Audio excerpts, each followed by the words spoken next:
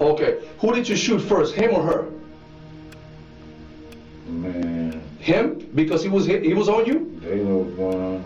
I talked to my lawyer because y'all just beat me up, but you want me to talk to you though. Markeith, I wasn't there. I'm here. I asked for somebody to find you. I ain't got no problem talking. I ain't trying to hide shit I motherfucking did. And I'm not disrespecting you either. Am I treating you with respect? It was events that went along before that. I ain't just do no shit like that. Okay, so fast forward, man. Fast forward. He had been one of the most wanted men in Central Florida. A pregnant woman was dead. An Orlando police lieutenant was dead. And after days on the run, Markeith Loyd was finally in custody, injured, defiant, and still trying to control the story. But this interrogation matters for more than the headlines. It's a case study in what happens when ego, grievance, and self-preservation collide inside a locked interview room. Watch closely, because this is not just a murder case. It's a psychological contest over identity, dominance, and reality itself. And every denial, every complaint, and every challenge tells us something about how high-stakes interrogations actually work.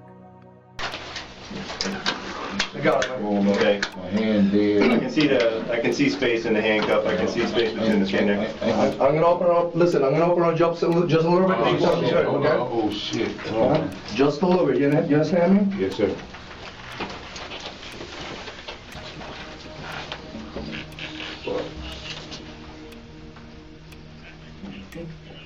All right, that's enough on that one. Okay. Oh shit. Hold on. You gotta get to it, man. You gotta get to it. Oh shit. You're a pretty bulky guy, so. Fuck. Oh. Come on, man. It ain't nothing, bro. Nothing but a 10. Oh. What is wrong with this? Oh. Oh. I'm gonna get it. Oh shit. Oh. Right there, man. That's all you get right there, okay? If you move it, it's gonna tighten up. Oh, you didn't even feel it. They didn't even move that motherfucker. Shit killed me, bro. Alright, this is what I'm gonna do real quick, man. Face me. Oh. Face me. Face me, Markeith. I'm gonna go ahead and wipe a little bit of your face, alright? I don't think that's gonna do much, but.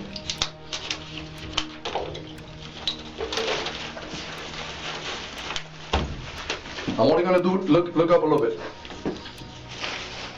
That hurt? No. Alright, you good? Okay, I'm good too. I did a little bit, man. We'll get the rest in a little bit, okay?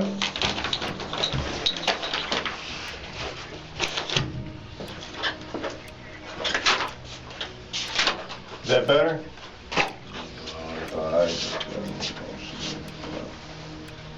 Markeith, look up for me. Tell me your name and date of birth. Markeith Loyd. All right. 75. Fuck, man. We're gonna talk to you real quick and tell you what's going on, okay? Can you hear me okay? Yeah. All right. This is Detective Kata's 12277, reference case number 2017-11345. Date today is January 17th, 2017. Time is 19:54 hours. We're in CID interview room number 5. Markeith, give me your name and date of birth again. My name is Markeith Loyd, 10875. Okay, Markeith, listen up real quick. Right now you're under arrest, okay? You have the right to remain silent. You understand that? Anything you say may be used against you in court. You understand that? Before detectives even get into substance, the legal framework is already set. He's in custody, he's advised of his rights, and anything he says can be used later. Psychologically, this matters because suspects often try to reassert control immediately after that transition. Notice how quickly the room becomes a struggle over status, not just facts. This is the first sign that the interview may become adversarial fast. What I do is talk to you and figure something. This police brutality, I ain't dead shit. But you know what happened to Sade? That was bad too. So if you can explain to me what happened, maybe I can understand it. Because I'm looking at you like you did something wrong, and if you didn't do something wrong, then you gotta explain it to me. Man, y'all know what happened. Sade put a gun on me. Y'all know what happened. Y'all got the goddamn. So who's gonna tell me that if it ain't you? You're the only one that was there. You, Sade, Ronald, all the people. But I wasn't there. And right now, how we're gonna clarify these things is you telling me what happened. Because I don't wanna guess anymore. I wanna be right. And I don't want to write the story that you tell me. It's your story. You control that. Because you're the one that was there. But a lot of things have happened since December 13th, man. And only you can clarify that. See, I'm not sitting here. He's not sitting here. We're not playing with you. All we want to know is the truth. We're here already, man. This part of the story is already written. We're going to move forward from here. You write the rest. But what I don't want is for me to give you respect and for you to treat me like I'm a punk. You can't even sit up and look at me. Bro, y'all just beat my ass. I don't want to hear that shit. Markeith, ain't nobody in this room beat your ass. This is your opportunity. This is the opportunity you have right now. Just beat my ass. I ain't coming here like this. This is your opportunity right now to tell us the story. What happened? And tell us what happened. Okay, so right now I want to give you what you deserve. So why don't you talk to me and tell me what's up, man? You've been running for a little while. We've been talking to a lot of people and you know it, man. Your face has been all over the TV. You're running, stay out the goddamn way, not fucking with nobody. So what happened with Sade? I know she got in your face. I know she said some things to you that you didn't like. I broke up with Sade. Because why? Because she was lying about smoking. Because she was pregnant with your baby and you told her to stop smoking because that's bad for the baby. She was lying about smoking. Yeah, so I know that. But tell me what else happened. What got to the point that you had to do what you had to do? If you have to defend yourself, then you need to tell me, man. Y'all know Sade when he got a gun. Y'all got a gun. What happened downstairs? She when he got a gun, her brother ended up coming out and he jumped on me. That's how the shit happened. Which one, the older brother or the younger brother? Because she's got two brothers. The older brother and the younger brother got dropped out while man was outside talking, so all that about me just coming there and shooting up the place, that's a fucking lie. That's not what's been written. That's what been No. I'm telling you what I wrote it. I'm seeing it on news myself. Markeith, forget the news. The news put in there whatever they want to put in there. I'm telling you, I'm the one who wrote it. That's what they did. That's what they said. No, that's what they. This is the beginning of identity-based interrogation. Rather than simply asking, what happened? Investigators are probing how Loyd sees himself. That matters because people who anchor themselves to pride or reputation often react more strongly when those traits are challenged than when evidence is discussed. Legally, detectives are still within a classic accusatory framework. They're confronting, not bargaining. The news are saying they're gonna fill in the I blanks. just came to the door, started shooting Sade. That's a fucking lie. That's not what was written. Okay, I'm telling you, I wrote it, and that's not what was written. That's what the news said. I don't care about the news. I don't work for the news. Shit. What I said was this. I said that you went there. The news prosecute me. No, forget well, then tell the truth about what happened, and we can clear some of that stuff. If it didn't happen how they're saying it, then let's clear it. But you know what? The only person that can do that is you. Me and this detective right here, we cannot write the story for you. You can do that yourself. So this is the time to do it. Because I know where you've been all day. I know the answer to that. I can sit here and ask you 1,000 questions and know the answer to them, but I don't know exactly how you felt that day that you had to pull the trigger at Sade's house. If you were defending yourself, then you need to tell me, because you are the only one that can tell me that. But listen, and this is no disrespect. Hear my words and hear them clearly. Okay? You did what you did. If you had to defend yourself, that's what it was. But you man up now and clarify for me. My challenge to you is be a man. You were a man that day to do what you had to do. I'm challenging you right now. Be a man, okay? Be a man and tell me what happened. Because that's the only way we can clear this shit. Forget the news. The news is not here. It's you, I, and him. That's who's here. So you're gonna do that? You're gonna man up or what? Yeah, I said no. I ain't. Listen, bro. Who pulled the gun on you? Sade or her brother? Sade pulled the gun on me. When? What you mean when? When the brother came out? When? Before the brother even came out. You guys were talking outside? Yeah, we were talking outside. When the younger brother got dropped off, all that. And you went inside?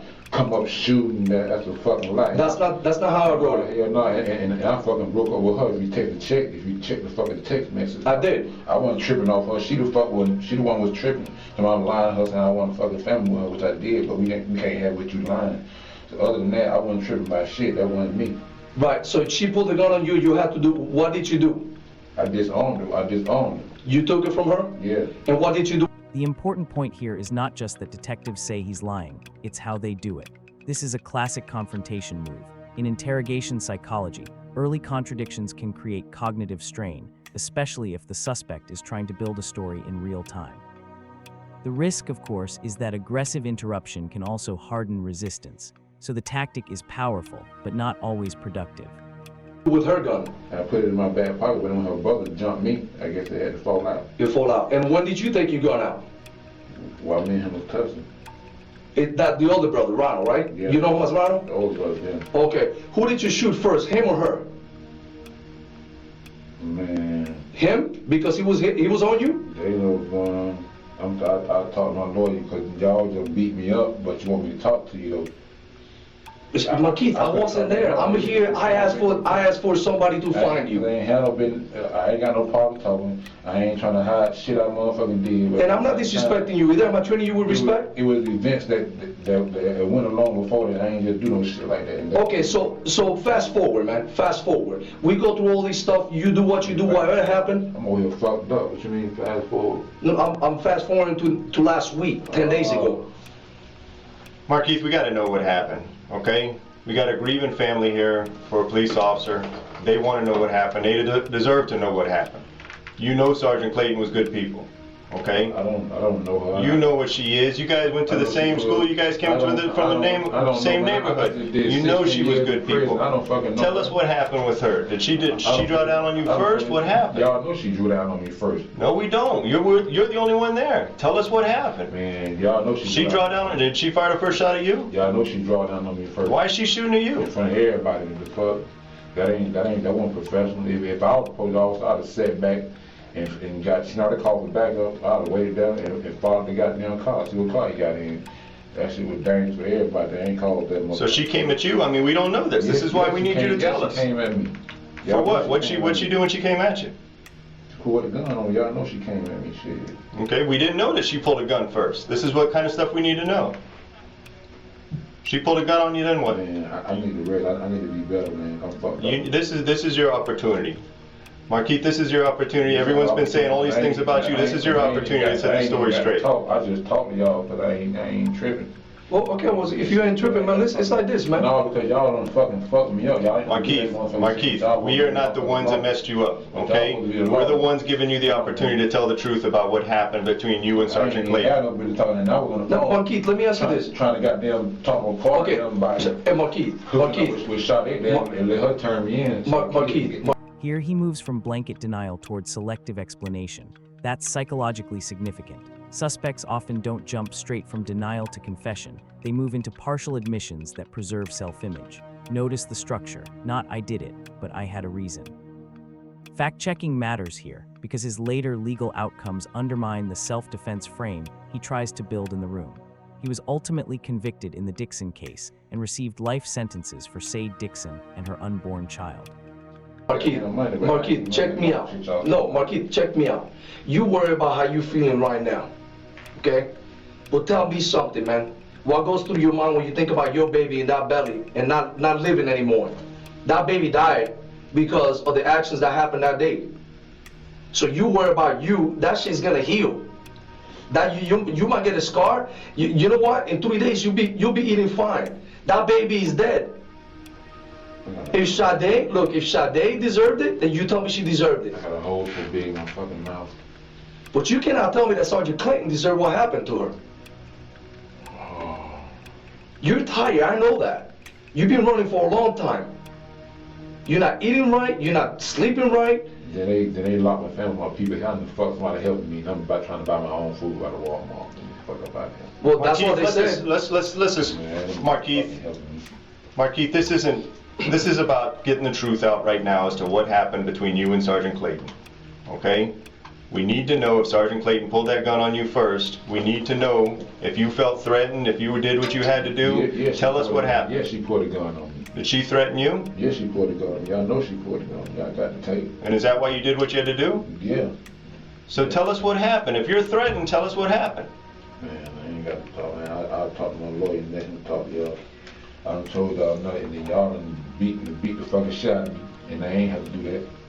Was she threatening you in the parking lot? Was she threatening you at the door? When exactly were you being threatened? This is your opportunity, Markeith. This ain't my opportunity. You don't see me. You don't see my fucking blood over here. That blood will heal. Those wounds are going to heal. Okay? Ain't no nigga, I can't even open my fucking eye. That will heal. All of that is going to heal. What happened with Sergeant Clayton, that's a whole different story. Okay? Did she come at you and threaten you? Did you have to do what you had to do? Tell us why you did what you did. Was she threatening you when she was on the ground? When she's on her back and you're shooting her, were you feeling threatened? She shooting the whole time. This is where the case becomes a battle over justification. In criminal interviews, self-defense claims often appear early because they offer the suspect a moral escape hatch. Yes, something happened, but I had to act. Investigators know that, which is why they immediately focus on who initiated force and whether escape was possible. That is not just psychological pressure, it's legally strategic, because necessity and reasonable fear are central to any self-defense claim. She's shooting at you while she's on her back? How can she shoot at you from her back? If I'm on the ground, I'm shoot from the ground too. If they're on the ground on me and shit. Okay, so she's on her back, she's shooting at you. Is that why you're shooting at her?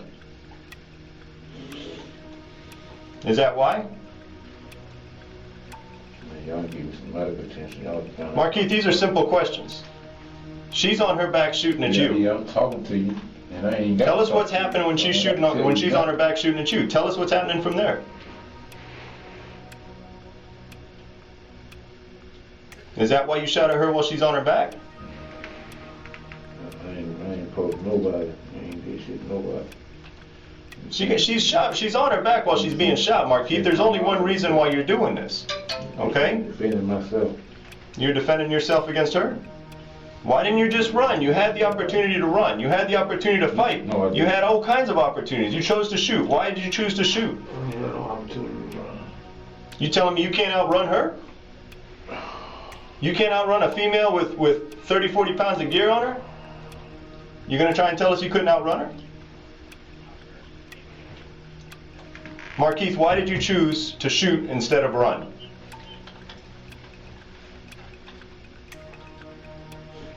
Markeith, why did you choose to shoot instead of run? I ain't shooting none. Why she choose to approach me instead of follow the car? When people standing there, she put all on. What difference would it have made whether she approaches you or 10 police officers shoot you? Because it would have made a difference because the car would have been surrounded and the situation could have came out. You saying you can't help yourself and that's why you had to shoot? Man, you saying that now? Then tell us what happened. You're not telling us anything. Now we finna finish talking because you're trying to put words. No. Tell us what happened. That's the question. Man, y'all give me some. She came up. She came to talk to you. You pulled a gun. You had the opportunity. Then tell us.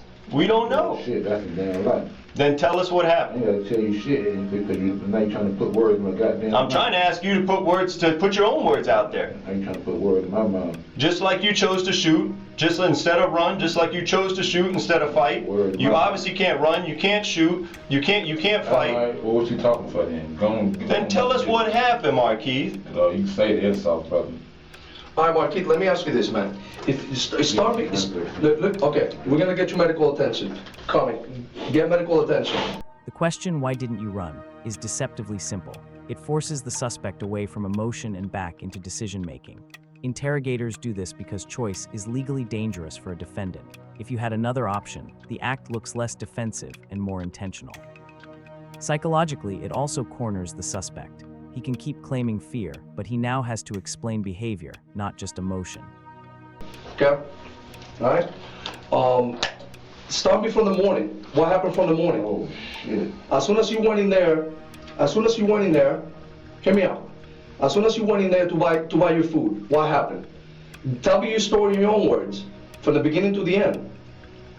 And then we don't have to put any words in your mouth.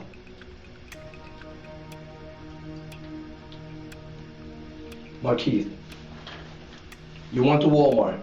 All y'all been doing is lying. I ain't trying to talk. All y'all been doing is lying. Y'all lot of people talking about they help me. How the fuck they help me? I'm in Walmart buying my own damn food. Tell your story then. You went to buy your own food. Because y'all know they went because y'all made up shit on them. Then you tell me the story. Man, kind of shit, y'all making up shit, bro. I don't have to make up anything if you tell me the story. Markeith, we either hear it from you or we hear it from the people that saw what you did. We hear it from you, or we have to just basically see what the video says. All that's saying one thing. Here's your opportunity to say what happened. Where are you coming from? I need medical attention. I can't. Medical attention is coming. I can't open my eye. Ain't no medical attention coming. Y'all bullshit. Why they can't yet? Y'all been saying that. Come on, man. You don't need to open your eyes, Markeith. You need to open your mouth. No. Okay. You get the fuck out my motherfucking face. Going about your business. I don't need to open my eye. I ain't open my mouth. What the fuck you think you talking to, brother? Markeith, this is the opportunity that we're talking about. This is the interaction you obviously had with Sergeant Clayton. Sergeant Clayton attempted to do the right thing with you, and you chose to do what you did. Go on about your business, brother. She tried to do the right thing, you did what you did. You said what you want to say. Go on about your business, brother. Until we hear different, we gotta go with what everyone's telling us. We gotta see that basically you gunned her down for no reason. You gunned down a police officer because basically you're too scared to run. Go on about your business, brother. Until we hear different from you, that's the only option we see out there. We see you gunning down a police officer while she's on her back. Tell us something different. Why did you shoot at the other police officer over there when you ran from your car? Markeith, man, I'm trying to give you the respect that you probably don't ever deserve. Why don't you just tell me, bro? How I don't deserve him? I'm a man just like you. Well, then treat me like it, man. I'm treating you like a man, but you're not treating me like a man. You're not. Notice the detectives are no longer searching broadly. They're narrowing the frame. That's a pressure tactic. This is also where reputational assault becomes deliberate. They are telling him, in effect, the image you have of yourself does not survive the evidence. In some suspects, that produces collapse. In others, it produces rage or stubbornness. Here, it mostly produces defiance. You're not even looking at me, man. You can't even talk to me, bro. Talk to me, man. You know what your fellow officers did? Come on, man, get the fuck out of here with that bullshit, man. My mother can't look at you. Give me some medical attention. It's coming, bro. I already asked for it. It's coming. Shit ain't came yet. It's coming. Markeith, why did you shoot at the other officer? What did he do to you to make you shoot at him? Did he come at you wrong too? I mean, you gotta tell me something, man. Man, y'all got me here. I'm in pain. I'm under duress, and y'all just in here just trying to drill me. I ain't got time to tell y'all. I'm under This duress. is what we're trying to figure out. Are these officers threatening you? Man, are you taking these actions because officers are threatening you? I'm under duress and I'm in pain. Y'all officers gonna beat me up. I'm bleeding to death over here. I'm under duress and I'm in pain. Spit coming out my swallow, spit coming out here, blood coming out here. Well, I'm under duress and y'all here questioning me, and I'm under duress and I'm in pain and I'm hurting. Those two things ain't gonna change, Markeith. Your pain ain't gonna change for any time soon, whether medical attention sees you or not. The duress, whatever, okay? All we hear is that these people are threatening you and you stood up for yourself, okay? We just wanna know how a police officer on her back trying to do her job is threatening you. Why you had to take that action that you did versus all the other options that you had. You had other options. Why did you choose the option you chose? That's the simple question.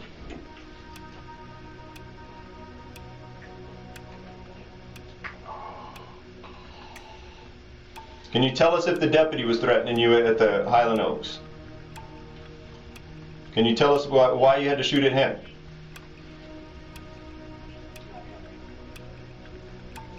Markeith, you've led nothing but a gutless life, man. You've shot at all your women. Sade ain't the first woman you shot, okay? You've had a gutless life. This is your one opportunity to show some sort of, show that you're a man at You know what? You know what's funny? You know what's funny? I'm gonna use your words, Markeith. I'm gonna use your words, and you listen to me real carefully, man. You know what you said? You wanted to be America's Most Wanted. You were legendary. Yeah. No, I'm talking to you man to man right now. You know what a legendary motherfucker does? He freaky steps on his. This is one of the more complicated moments in the interview. His physical complaints may be real, but they also function as a conversational reset. In interrogation settings, distress can serve two roles at once, a genuine symptom and a strategic interruption. That ambiguity matters. Investigators have to continue documenting custody, while also deciding whether the complaints are changing the reliability of what follows. 2 feet, and he freaking stands up and says, "This is what I did." You want you want people to respect you and fear you. Cause I was just on the motherfucking phone telling my doctor, one call it, I was gonna get shot. They dead and they turn me in so they can get the reward. Yeah, okay. Well, you know that's after the fact. I'm talking about you talking about being America's most wanted. What do you mean by that? You don't know me. Oh, you talking about being legendary. What is that about? I be standing up for myself. Standing up for yourself? Anything. Y'all police killing our kids with their hands up. Mm-hmm. Yeah, you talking about? You killed a baby, man. Police killing our kids with their hands up. You killed a baby. That wasn't me. You killed a baby. So don't even judge me on that. That wasn't me. That wasn't you. No. Oh, that's legendary. That's a real man. That wasn't even meant to happen. That was meant to happen, but it happened. No, that wasn't meant to happen. But it happened. Yeah, but I ain't jumping on nobody. Huh? I ain't jumping on nobody. Somebody jumped on me. Somebody jumped on you. You're a grown-ass man.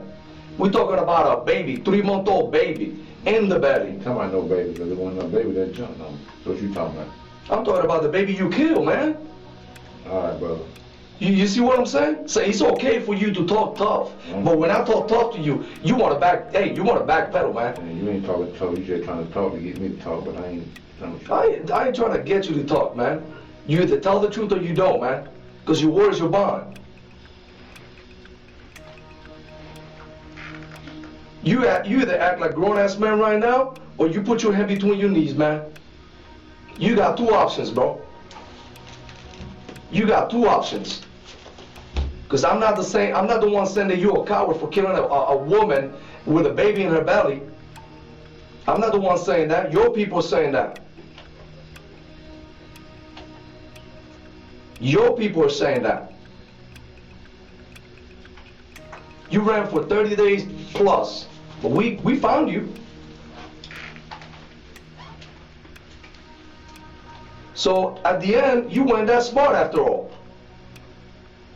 But you know why, Markeith? You know why, Markeith? You done your time, man. You done a long, long time. You know the system in and out. And you get... Once detectives shift from the domestic homicide to the shooting of Lieutenant Debra Clayton, the interview changes in moral gravity and legal exposure. The questioning becomes less about motive explanation and more about accountability across multiple acts. Sade Dixon was killed in December 2016. Clayton was killed in January 2017 during the manhunt, and Loyd was captured on January 17 after days on the run. That timeline is crucial because it shows why detectives treat him as both a homicide suspect and a fugitive whose decisions had already escalated. To live for as long as you want to live.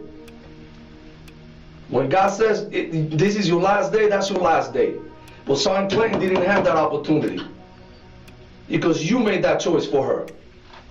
Sade and that baby, they didn't have that opportunity because you made that choice for them. Luckily, her brother lived. I ain't made shit. Bro, your actions, man. I'm talking about your actions. And then you run because you don't want to face reality, bro. I ain't gonna get no motherfucking gun. I ain't made shit. I ain't jump on nobody. I ain't made shit, so you can kill that. Tell me the reason why. You killed that baby. Tell me the reason why. You shot Ronald right straight in the chest. You tell me the reason why. You defending yourself? Then tell me the whole story and I'll listen. You shot Sergeant Clayton because she threatened you. She's giving you commands to stop and you kill her because she pulls a gun on you. That's her job. That's your option. That's your choice. So you a badass, man, when you do your thing, but you can't even face me and talk to me about it. Because there's no way in hell that you can believe your own words, man. What about that other cop? Because he got behind you, you got the option of shooting at him? Luckily he didn't die.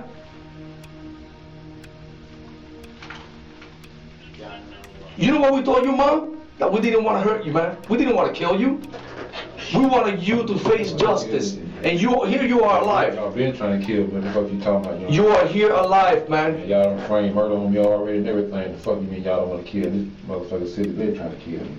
So did we frame Sade's murder too? Shit, y'all done framed murder on me before. Did we frame Sade's murder on you? No, but y'all motherfuckers let the motherfucker know. Did we frame the baby murder on you too? Y'all was with that. Huh? Did we frame Sergeant Clayton's murder on you? Y'all was with that. Oh, you can't say that though, right? Y'all let new people lie. So you're the victim here now. Like I just came right there and just went to You're the victim here now. That's a code. Tell me that. That's the code, brother. Like, you fucking around on the victim to y'all lies. Tell me you're a victim and I'll give you a freaking hug. Because that's what you sound like right now. See, a real man will tell the truth. Oh. A real man will. At this point, the detectives are using what many analysts would call maximization, emphasizing seriousness, moral blame, and the certainty of consequences. This style is common in accusatory interviews. It can make a suspect feel trapped, which sometimes increases admissions. But it can also reduce cooperation if the suspect is deeply oppositional or paranoid.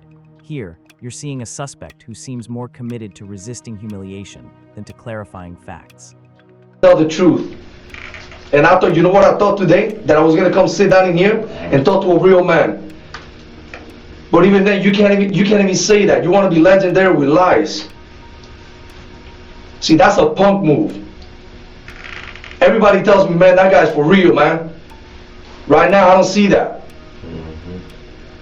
Markeith, just, I mean, you every time you have an opportunity to show that you're the man you talk about, that you're this friggin' badass you talk all that shit about how you ain't going down without a fight, and as soon as the officers confront you in the yard, you bow down like a bitch in body armor.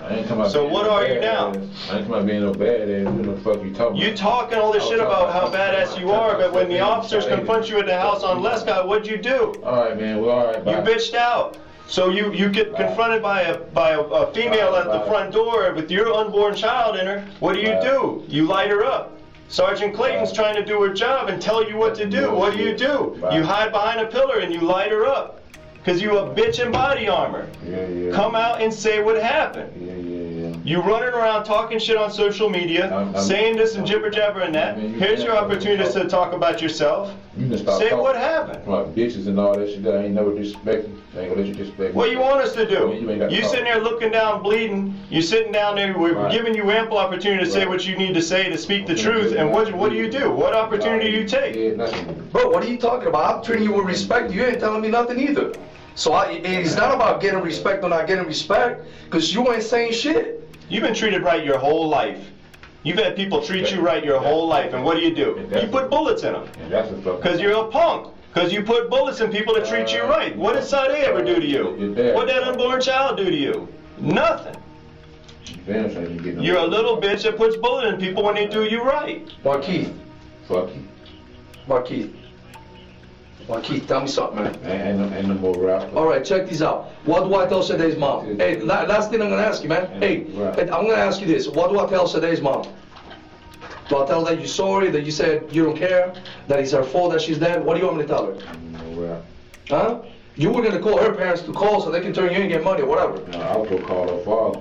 Her father, all right. So you're gonna call her father, but call her stepdad. Is that gonna be your I'm sorry? Here's some money. That's all she was worth. This is where the audience should stop asking, why won't he just explain himself? And start asking, what would explanation cost him psychologically? For some suspects, admitting facts means losing the last version of themselves they can live with. That's why we often hear contradictions, blame shifting, or half-formed justifications instead of direct confession. The interrogation is exposing not just evidence conflict, but identity conflict. $100,000? I wasn't about no money. So what was it about? You were tired of running? All I need to know is, what do I tell these people? You know, another deputy going out there to help out after you kill Sergeant Clayton, die. What do I tell his parents? That it was in vain? That these people died for no reason? What do I tell them? Because to me it's more important what the family has to hear coming from you. Because I don't think you're ever going to say sorry to them face to face. So why don't you just let me do that? Why don't you just tell Sade's mom, tell her stepfather, her father, whoever, this is what it is, and I'll go tell them. And you tell me, and we'll go tell Sergeant Clayton's family, this is what it is. I mean, if you're sorry about it. That's a simple question, Markeith. Are you sorry about it? Are you sorry it went down like it did? Is that what you wanted all along? Is that what did you walk into the Walmart that day to say, I'm going to kill the first police officer that says shit to me? Is that what you walked in there thinking? You obviously didn't want to die. That's why you're wearing body armor, right? So it was all about you. That's a little selfish to me. You should have stood there and said, hey man, come get me. This is where I'm at. If that's what you wanted, if you wanted to fight. See, you're not the type of man to hide. I know that. But you know what? The last 30 days, you proved me wrong. You proved me wrong. Because your whole life, you do what you want to do. Yeah, you spent some time in prison. That was a small price to pay for all the shit you done in your life, and you know it. And you stupid motherfucker, I ain't did shit in my life, so you can shut your damn mouth. I ain't never did shit. I ain't never had a felony tie with a creator. The fuck you talking about? Now you just rapping. I'm just rapping? Yeah, because I ain't never get in trouble. You just rapping. I'm just rapping? Yeah, you just rapping. So one day you decided to go and freaking shoot Sade. Oh, I'm sorry, hold on, let me see. Oh, she came at you with a gun. But you don't want to tell me the whole story. Oh, wait a minute. Sergeant Clayton, the same thing. She came at you with a fucking gun, right? Oh, you're a fucking victim every goddamn time. But every time you decide to pull up a gun, no. I'm giving you respect, man. I'm giving you respect. It's not about rap. It's not about rap. See, you don't want to hear it. That's why you're telling me to be quiet. Because for the first time in your life, a man just like you stands right in front of your face and tells you the truth. Because in the street, you say what you want, and motherfuckers don't do shit because they scare you. I'm not scared of you. I'm telling you the truth, and you can't handle that. You cannot handle it. Because a grown-ass man like you, Miggy, is telling you the truth to your face, and you can't even talk. You want a little freaking band-aid on your face. That's some bitch-ass move, and you know it. Man, you worry about the little blood coming from your face. You forget that I was there and I looked at Sade. You forget that I was there, that I went over there when they split her wide open and I saw what you did to that baby in the belly. See, I was there. Brother. But to you, you're a victim. You slide, brother. You're a victim. You want some victim compensation? You want us to wear a pink ribbon for you? Markeith, you want us to say anything to the families of these people? We're going to go talk to Sergeant Clayton's people. We're going to talk to Sade's people. Okay? We're going to talk to the deputy who was killed chasing you's people. You want to say anything to them? You give a shit at all to that woman who's probably one of the truly nicest, biggest heart police officers I've ever met in my life. A woman who truly gave a shit about this community. Who truly got into this line of work to make the community a better place. And you shot her down like a fucking dog because you're a little goddamn pussy. Okay? You want anything to say to that family? Your mama. Huh? Your mama a pussy. Whatever, dude. You're a little bitch and you know it. You want to say anything to that family? Do you want to say anything to that family? Your dad does big things for to get some respect and you disrespect him. What respect do you deserve? You deserve the respect of any rabid dog on the street. Alright, well go on then. What the fuck you stood in front of me for then? That's about the smartest thing you said all night. Go on about your business. Smartest thing you said all night. Go on about your business. What you still here for? Yeah. You got that right. What you still here for? You got it right. Ain't no Markeith nothing. Y'all gotta give respect and give respect. Did I give it to you? I gave it to you, right? I gave it to you. I talked to you like a man. I talked to you like a man. Let me ask you something. Did I disrespect you? Did I disrespect you? Yeah, both of y'all. How did I disrespect you? Yeah, you been calling the same shit too. Because I told you the truth to your face. I didn't call you no names. You don't want to hear the truth. I didn't call you no names. You know what I did? I told you the truth. Now the detectives prepare to shift from accusation to corroboration. This is where interrogations often become more dangerous for suspects, because claims that might survive as rhetoric begin colliding with outside data, witnesses, video, forensic findings, phone records. Once that happens, the suspect is no longer debating investigators. He's debating the record. I told you the truth. But man to man, if you're not going to freaking tell me the truth, if you're not going to talk to me like a man, then tell me that. Tell me, man, I can't do it. I cannot talk to you like a man. Just say it.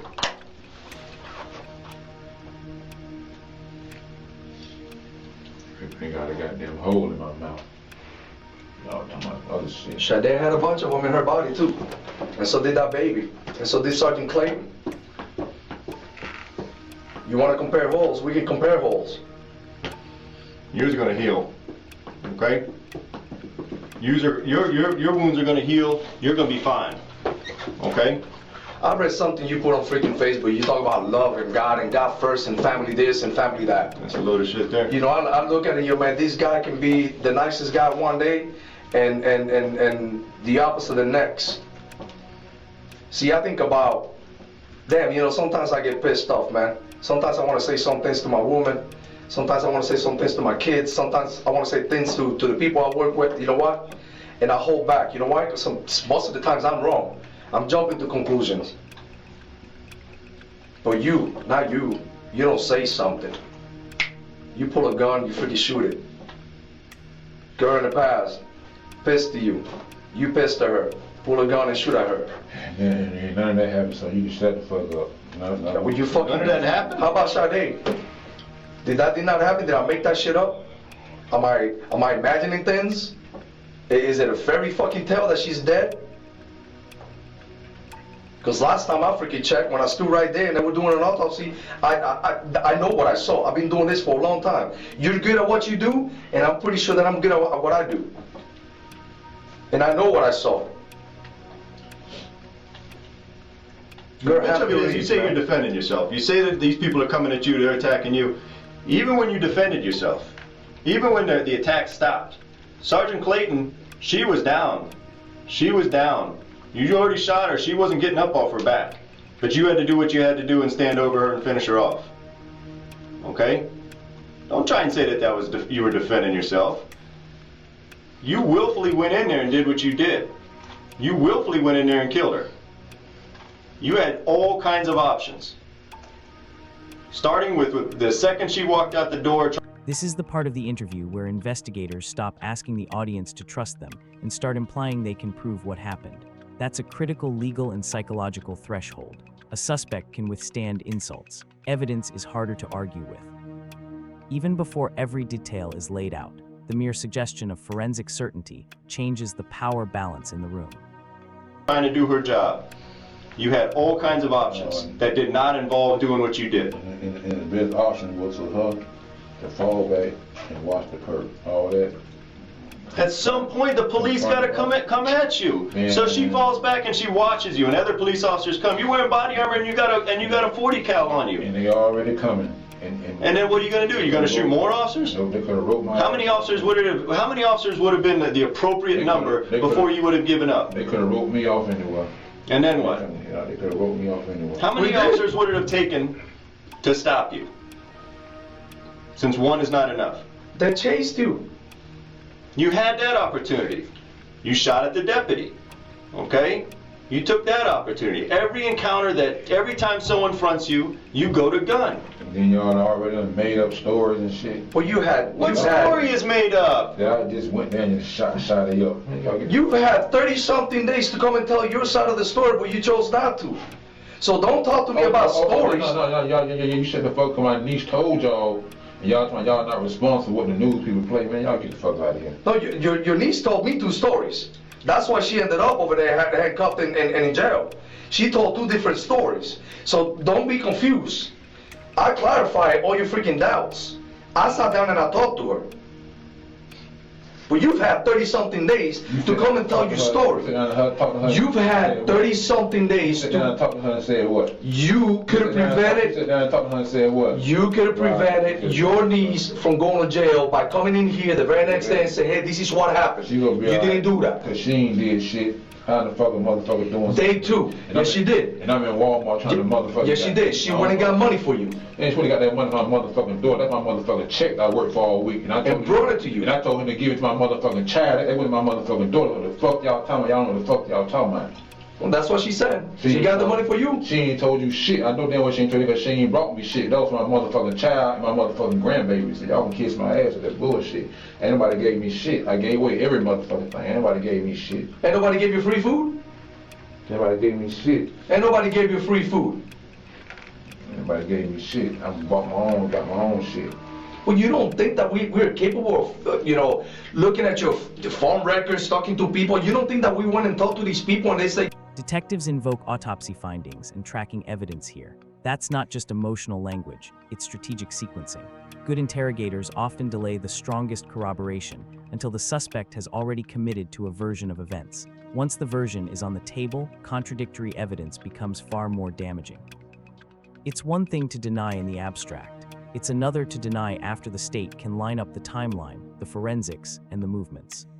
Yeah, we talked to them. He asked for money. He asked for food. This is what. I ain't asked nobody for no motherfucker. That's a motherfucking lie. So they lying on you. Motherfucker told people what the fuck was really going on. All the other shit. So they're lying on you. Tell us about. All right.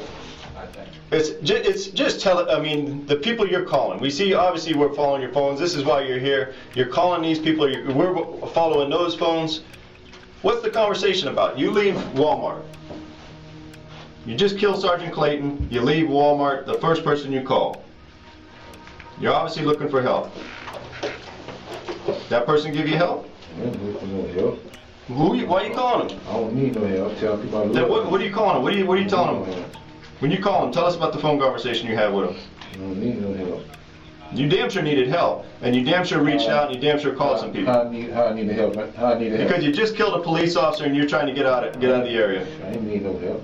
You did that all by yourself? I ain't need no help. Did you do it by yourself? You seen it, then ain't nobody with me. I know Okay. nobody around me. All right. Now, how did you get from point A to point B? Somebody had to give you a card? Did you steal a car to get from point A to point B? You bailed from the VW. Where do you go from there? Up in the reserves. Where do you go from there? I need medical attention, brother. Where do you go from in the reserves? Where do you go once you leave? Once you bail from the VW? If I get medical attention, I need medical attention. Where do you go when you leave the VW, Markeith? Can't open my fucking eyes. I don't know what my shit. Did you stay in the apartments? My shit could be fucking up right now. Y'all just got me sick. Did you stay in the apartments, or did you go somewhere else? Pull my damn pants.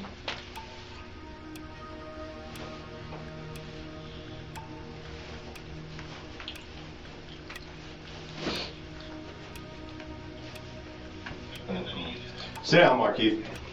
Sit down. Them pants ain't going nowhere. Sit down. Sit down. Where'd you go in the reserves? Oh man, we ain't talking no more. You jacked that? Why didn't you shoot that man? Was your gun out of ammunition? What happened? You just killed that. When you take that VW in the Highland Oaks, why didn't you shoot him?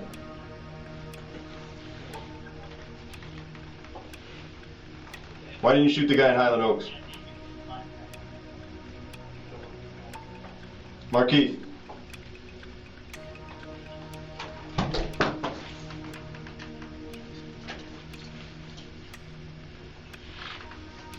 You done talking? What's striking here is not remorse, but continued resistance. That matters because audiences often expect evidence confrontation to trigger confession. In reality, many suspects don't confess when cornered, they simply shrink the room of possible denials. From a documentary standpoint, this is where you emphasize that interrogation footage is not always about the moment someone admits everything. Sometimes it's about watching the space for denial disappear. You done talking? You want your Band-Aid now? All right, Markeith. Yes, sir. I'll tell you what, man. I thought you were a badass. I was gonna give you a little bit of respect, even though I don't usually give bad people respect. I was gonna give you a little respect because you beat me for 30-something days and I couldn't find you. I'm not a bad guy. Okay, I couldn't find you. But you know what I take from our talk today?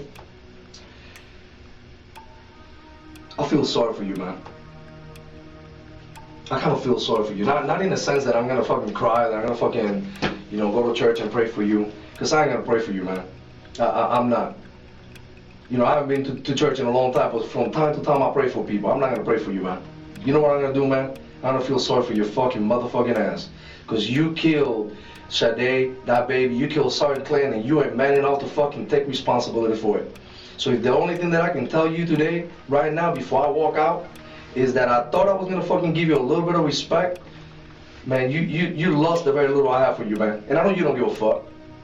Because you much rather people fear you than fucking respect you. Guess what? You're a rat. You're a fucking rat. You nothing. In the street, you're nothing anymore. You're nothing but a fucking sorry-ass story.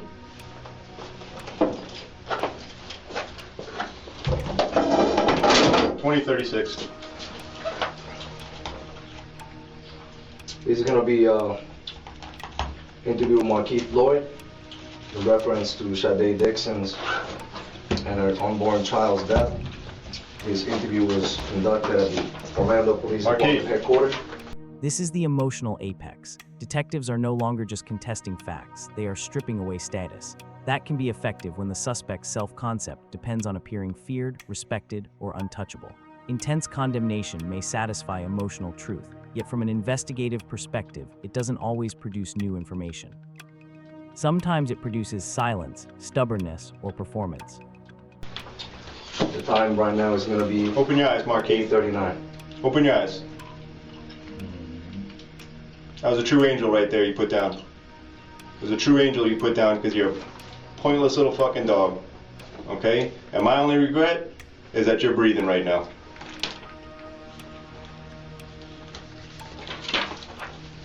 You get what you got coming. Legendary. I thought you were really gonna put up a fight. Think about it, I don't feel nothing. Fucking bitch. You don't fear nothing. You know what? Beat this case. Meet me in the street. Beat the case. That's what you gotta do. Beat the case. Beat the case. Because there will be another fucking day. And you know what next time is gonna happen? He's not gonna be Sergeant Clayton. He's gonna be somebody like me. You just rapping. Yeah, I'm just rapping. You a fucking rap. You had the opportunity you had opportunities to do all the shit you talked about. You had all kinds of opportunities to talk about. And what'd you do? You crawled out on your hands and knees. You know what you are. You'll get your bologna sandwich later. And now.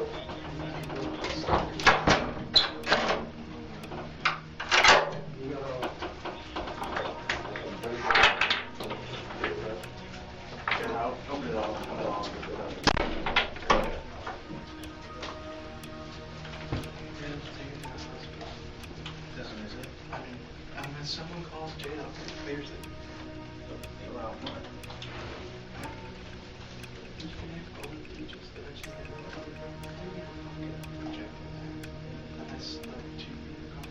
And if you have the jail, we'll shoot him there.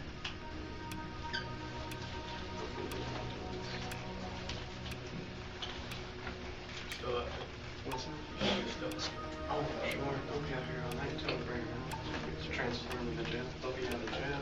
Yeah, should have fallen. There's no adoption at this point. I'm surprised they let him back there. They're sitting there waiting. They will. They just throw it in. They throw it in. There's no one out there to stop them before that. Cam was the first part. Somebody would have done that.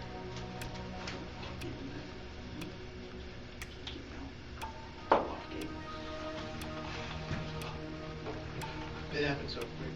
Yeah. That there was like, That's not really they made the announcement, they asked for units to go there, and then the next thing I know, it's nothing. See, I was creeping on it. When they asked, chased it over, I was like, started driving back.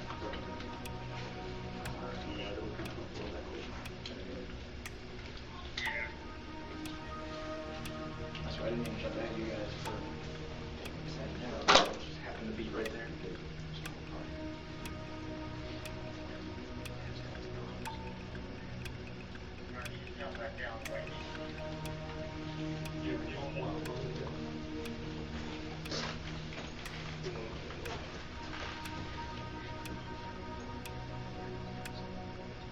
By the time this interrogation ended, the most important question was no longer whether Markeith Loyd could control the room. It was whether he could control the story. And ultimately, that story was not decided inside the interview room. It was decided in court. In the killing of Sade Dixon and her unborn child, Loyd was convicted and received mandatory life sentences. In the separate case involving Orlando Police LT, Debra Clayton, he was later convicted on multiple charges, including first-degree murder of a police officer. In 2022, he was sentenced to death for Clayton's murder, and in 2023, the Florida Supreme Court upheld both the conviction and death sentence. So whatever narrative he tried to build here, self-defense, victimhood, confusion, mistreatment, it failed to overcome the evidence and the verdicts that followed. What makes this interrogation worth studying is that it shows us a suspect who is not simply denying guilt. He is fighting for identity. Over and over, the detectives challenge not just his story, but the image he wants to project. strong, justified, feared, in control. That is why so much of this interview revolves around respect, manhood, cowardice, and choice. The detectives understand that facts alone may not move him. Attacking the self-concept might, and for a period, that appears to be the strategy. Now, was this a textbook read technique interrogation? Not exactly. But it absolutely contains several read-style elements. There is early accusation. There is a quick effort to cut off denials. There is theme development, not in the soft, face-saving sense, but in the harder moral frame of you chose this, and now you need to own it. There is also maximization, stressing the seriousness of the crime, the certainty of evidence, and the moral weight of what happened. What we see less of is classic minimization, the kind that offers the suspect a softer excuse to confess. This interview is much more confrontational than conciliatory. In other words, it's read-adjacent in structure, but emotionally harsher in execution. Another lesson here is sequencing. Detectives don't open with every piece of evidence at once. They let him talk, let him stake out a position, and only then tighten the walls with references to witness accounts, video, phone tracking, and forensic findings. That matters because once a suspect commits to a version of events, every contradiction becomes more damaging. In interrogation psychology, that's often the point, not merely to get the suspect talking, but to let him talk himself into a smaller and smaller corner. But this case also teaches a cautionary lesson. Aggressive interrogation can be compelling to watch and emotionally satisfying in a notorious case. Yet it does not automatically produce truth in a clean, cinematic way. Sometimes it produces deflection. Sometimes it produces posture. Sometimes it produces nothing except a clearer view of the suspect's resistance. And that itself is educational. Real interrogations are rarely neat confession machines. They are pressure chambers where guilt, ego, fear, grievance, and legal jeopardy all collide at once. So what's the moral of the story? First, violence often escalates long before the public sees the final headline. The timeline here matters: a domestic killing, a manhunt, then the fatal shooting of a police lieutenant during that pursuit. Second, self-justifying narratives can be psychologically powerful, but they are fragile when tested against evidence. And third, for viewers, the real value of true crime should never be spectacle alone. It should be understanding how coercive relationships develop, how fugitives rationalize their actions, how police apply pressure, and how courts ultimately separate claims from proof. This is why this case endures as more than a shocking interrogation clip. It is a study in escalation, denial, and consequence. And in the end, the courtroom said what the interrogation could not force. The story was over, and the evidence had won.